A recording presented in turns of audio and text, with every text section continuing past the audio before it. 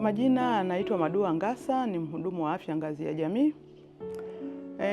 Kwa ufupi namfahamu Mr. Alphon kwa misaada yake aliyokuwa anaitoa kwa walengwa au wahitaji.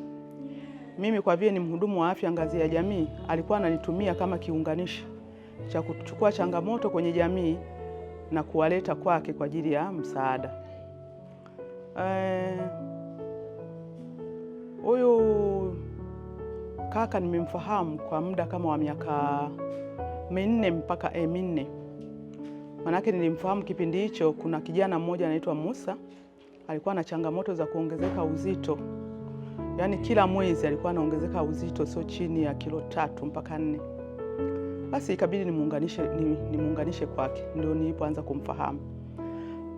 Baada ya kumuona Musa akawa anamsaidia, akamhudumia, akampa na bima.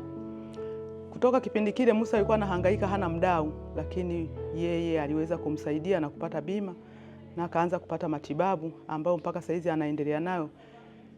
Kwa kiasi kikubwa amebadilika. Lakini pia kuna wahitaji wengi ambao amewagusa na wamefaidika naye. Kwa mfano kwenye chakula, kwenye matibabu, pia kwenye kuwashauri, alikuwa anawatia moyo.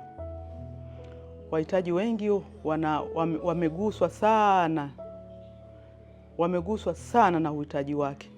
Kwa hiyo tu kwa kifupi ni hayo. Kwa hiyo kaka huyu tulimpenda sana, lakini pia tunatakiwa na sisi tujifunze kupitia kwake.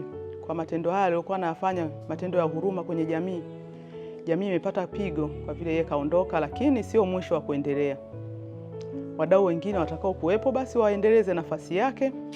Waweze pia kuwatumia wahudumu wa afya ngazi ya jamii kwa ajili ya kuwaunganishia watu wenye uhitaji. Maana kwenye jamii kuna mahitaji mengi ambayo yapo.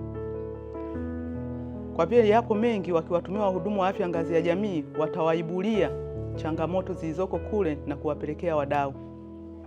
Lakini pia wadau wanapokuwepo kwenye kata au mtaa ni neema pia, maana serikali haiwezi kumfikia kila mtu, ila kukiwa na wadau na watu wa huduma wa afya ngazi ya jamii wakiungana, ni rahisi kutatua matatizo ya kijamii.